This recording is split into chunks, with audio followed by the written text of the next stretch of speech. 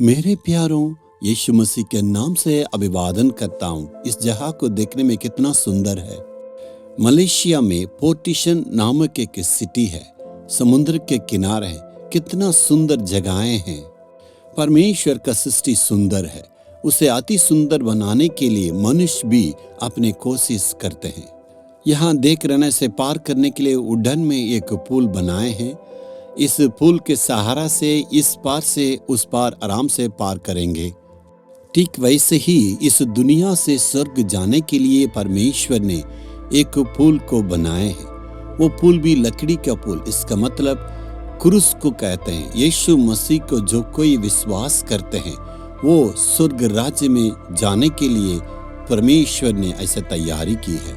दूसरा कोई मार्ग नहीं है। सिर्फ यीशु मसीह ही हमारे पापों को अपने पर उठा के हमारे लिए क्षमा को दिए हैं, एक मार्ग को दिखाए हैं। उसी मुक्तिदाता के द्वारा ही पाप की क्षमा को प्राप्त करके स्वर्ग राज्य में हम जा सकते हैं। इसलिए ध्यान देना है।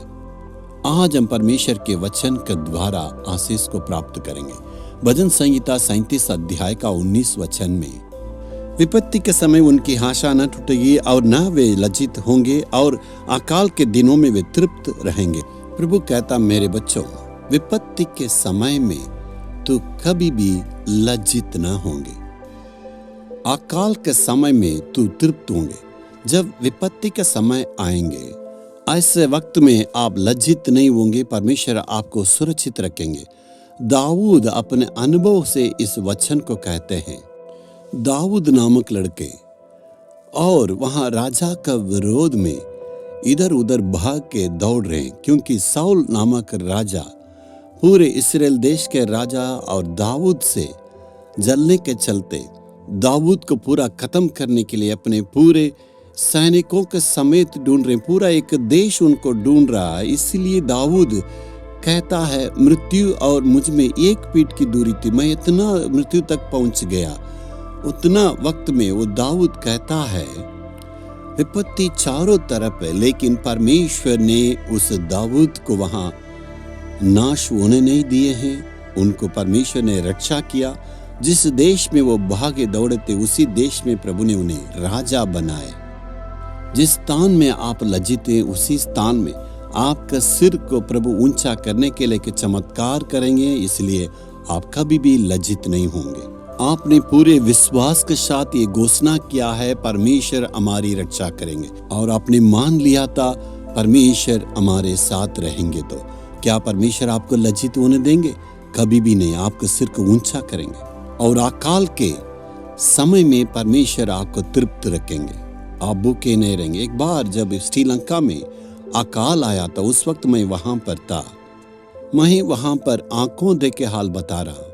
वहां देख रहे थे, खाने के लिए इतना तरस रहे लोग। हमारा भारतीय लोग या आसिया का लोगों का आदत है 3 समय खाना खाते हैं, लेकिन उनको अकाल आ गया।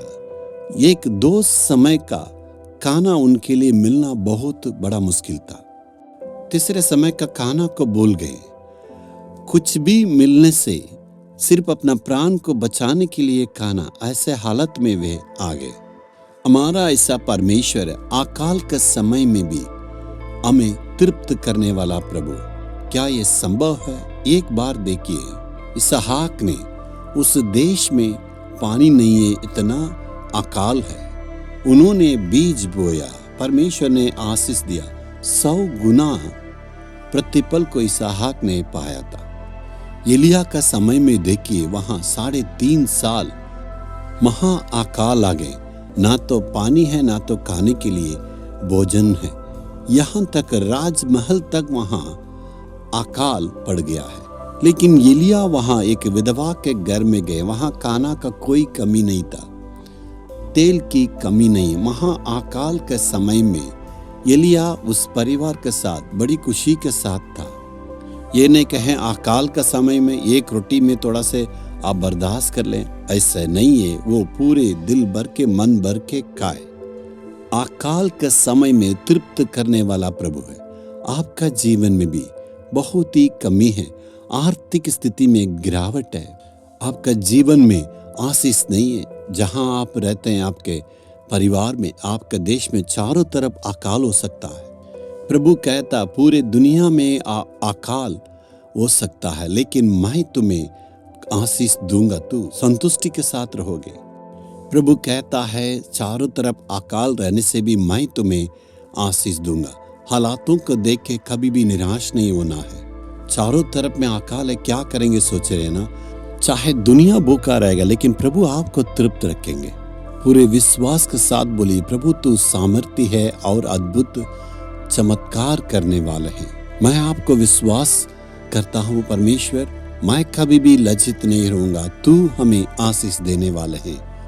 आज से सारे परिस्थिति को बदलते हुए आप देखेंगे, कहेंगे यीशु मैं विश्वास करता हूँ, कभी भी लज्जित नहीं रहूंगा। यीशु तू हमारे साथ है, इस अकाल में कभी भी हम लज्जित नहीं होंगे। तू हमारे साथ रह के चमत्कार करेंगे, तू हमारे साथ रह के खिलाने वाले हैं, पिलाने वाले हैं। इस अकाल के समय में भी तू हमारे साथ रह के अगुवाई करता, स्तुति करते हैं। यीशु के नाम से प्रार्थना मांगते हैं पिता, आमीन आमीन।